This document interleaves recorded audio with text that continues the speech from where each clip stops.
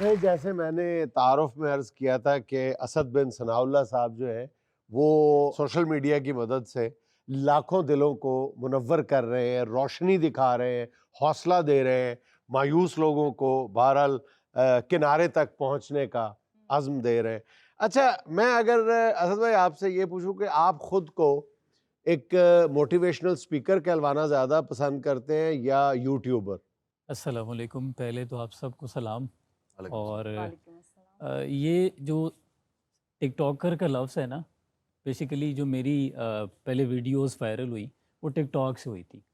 یہ جو لفظ ٹک ٹاک ہے نا، اس کو بڑا معیوب سمجھا جاتا ہے ابھی تک جو ہے نا، اس کے پرسیپشن بس کہ اس سے جڑا ہوا ایک میں چھوٹا سا بات بھی شیئر کر دیتا ہوں۔ واقعہ ہے یہ کہ میرا جو حلقہ ہے باب ہے، جہاں پہ میرا اٹھنا بیٹھنا ہے، سوشل سرکل ہے، وہاں پہ ایک روز بیٹھے ہوئے وہاں پہ احباب کچھ سینئر بھی تھے میرے، تو وہ بیٹھے ہوئے ذکر کیا کسی نے کہ یار یہ جو ٹک ٹاک ایپ آئی ہے آج کل تو بڑا ولگیرٹی اور اس طرح کنٹروورسی سی ہے اس کی، اس پہ تبصرہ ہو رہا تھا، سب اپنے اپنے خیال کا اظہار کر رہے تھے۔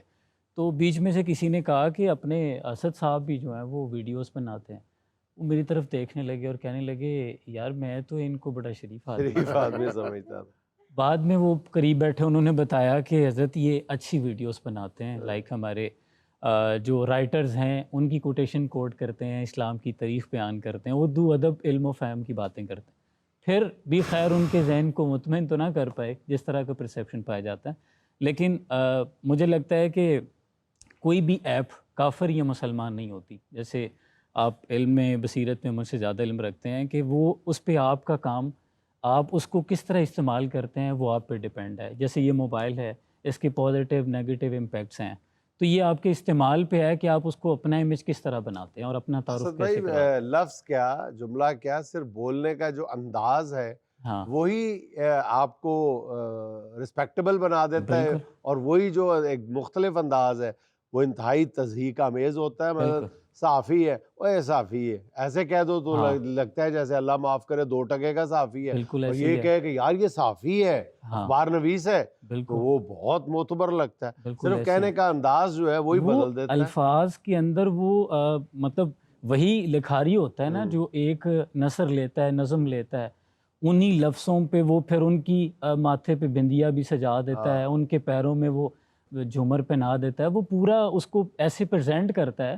وہ آپ کے الفاظ ہوتے ہیں، گریبان پکڑ لیتے ہیں الفاظ، تمانچہ رسید کر دیتے ہیں، تو آپ پہ ڈیپینڈ ہے کہ آپ ان لفظوں سے پھر کیا کرتے ہیں، جیسے قلم سے سر قلم کر سکتے ہیں۔ بالکل ایسے ہی۔ اچھا اسد بھائی یہ بتائیں کہ آپ کی میں نے جو ویڈیوز دیکھے ہیں ان میں کثرت سے اقبال کا ذکر بہت زیادہ ملتا ہے، ہاں تو اس کی ایک بڑی وجہ یہی ہے کہ آپ کا شعر، آپ کا تعلق جو ہے وہ شعر اقبال سے ہے اس یا میں ویسے کہنا اقبال سے محبت ہے؟ کہنا غلط نہیں ہوگا کہ شعر اقبال سے ہونا یہ بھی باعث شرف ہے، اور میں ہمیشہ اگر بیرون ملک بھی گئے ہیں تو میں تعارف کرواتا ہوں کہ یار میرا تعلق سیالکوٹ سے نہیں، شعر اقبال سے ہے۔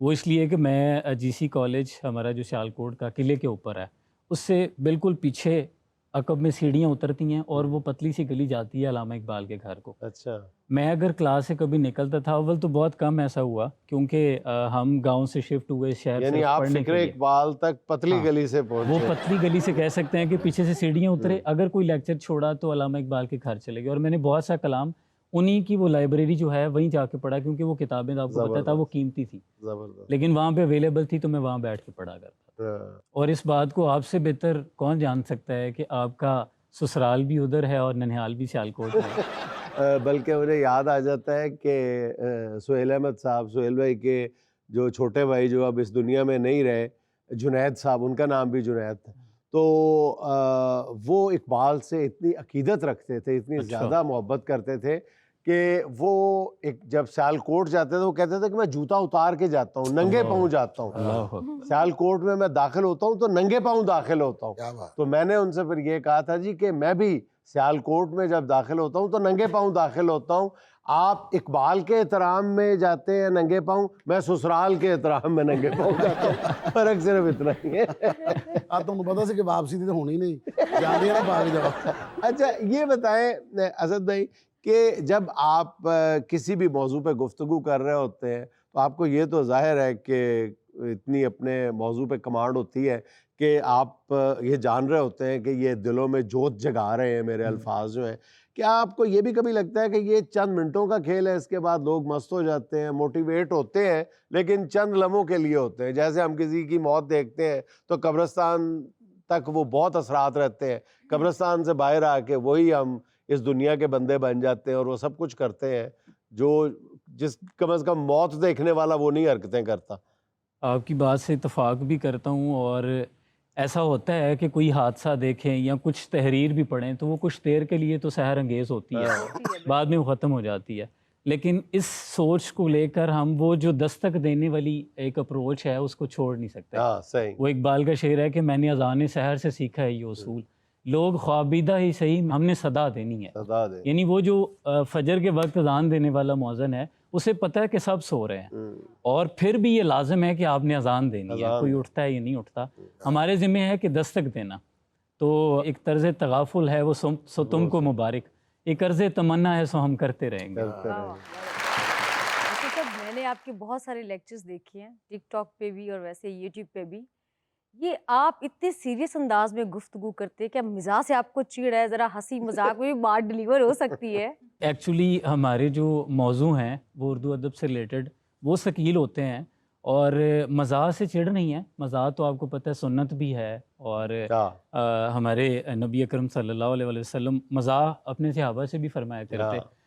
بلکہ ایک دفعہ یوں ہے کہ حضرت علی کرم اللہ وجہہ الکریم بیٹھے تھے اور سب صحابہ بیٹھے کھجور تناول کر رہے تھے, تو حضور نے اپنی جو کھجوروں کی گٹھلیاں تھیں وہ حضرت علی کے سامنے رکھ تو پلیٹ میں رکھ دی.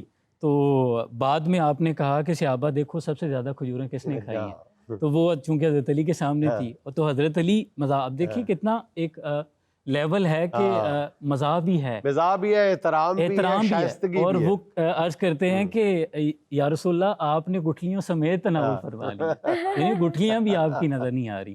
اور ایک موقع پر ایک بڑھیا حاضر خدمت ہوئی بارگاہ رسالت میں اور کہنے لگی کہ بڑی پریشان ہوئی, یا رسول اللہ کیا میں جنت میں جاؤں گی؟ آپ نے فرمایا کہ نہیں, بوڑھے تو جنت میں نہیں جائیں گے. تو وہ پریشان ہونی رونے لگی, تو تھوڑی دیر بعد آپ نے فرمایا نہیں, جنت میں تو سب جو ہے وہ جوان ہو کے جائیں گے, تو آپ پریشان نہ ہو. تو اس طرح ایک اور موقع پہ ایک صحابی ہے کہ میں نے سفر پہ جانا ہے تو یا رسول اللہ مجھے اونٹ دے دیں, سامان لے کے جانا ہے. تو آپ نے فرمایا نہیں, اونٹ نہیں, اونٹ کا بچہ ہے.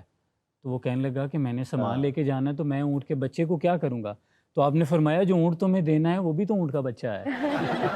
تو یہ مزاح سے کوئی چیڑ نہیں ہے, میں سمجھتا ہوں ہونا چاہیے. دیکھیں زندگی میں اس وقت جو پاکستان کا سرکمسٹانسز چل رہے ہیں, اگر آپ سارے غموں کو, ڈپریشن, بجلی کے بلوں کو ہی لے لیں, اگر سوچنے بیٹھیں تو شام سے پہلے دم دے جائیں گے. ٹھیک ہے, جس قدر بلوں نے پریشان کیا. اچھا, آپ نے اپنے ایک لیکچر میں شادی کو فنائل کی گولی کہا تھا, آپ کو یاد ہے؟ تو اس کے بعد بھابھی نے کچھ نہیں کہا تھا آپ کو؟ مجھے وہ گجرانوالا ہم بیٹھے ہوئے تھے, کچھ زنیر بھائی ساتھ تھے میرے, انہی کے ساتھ کوئی صاحب آئے ہوئے تھے تو ان کی شادی قریب تھی. اچھا. تو شادی پہ کچھ نا زنیر بھائی سے اکثر مذاق میں شادی پہ ہی ہوتے ہیں, تو لمٹس میں رہ کے شادی بھی مذاق میں ہوتی شادی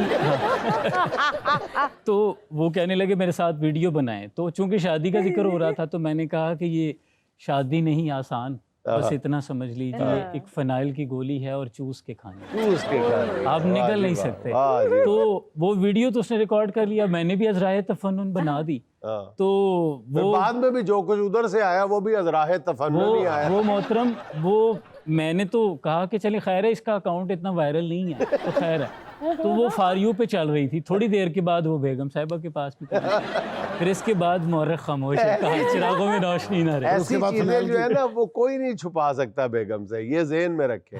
بلکہ وہ ایسی کہ بہت زیادہ لوگ جمع ہوتے ہیں, تو ایک شوہر صاحب جو ہے وہ ایک خوبصورت خاتون کو جا کے کہتے ہیں کہ آپ سے میں 2-4 منٹ کے لیے گفتگو کر سکتا ہوں؟ تو وہ عورت کہتی ہے کیوں کر سکتے ہو؟ غصے سے کہتی ہے دیکھیں میں نا پچھلے آدھے گھنٹے سے یہاں پہ اپنی بیگم کو ڈھونڈ رہا ہوں, میں جیسے ہی آپ سے گفتگو شروع کروں گا پتہ نہیں کہاں سے آ جائے گی.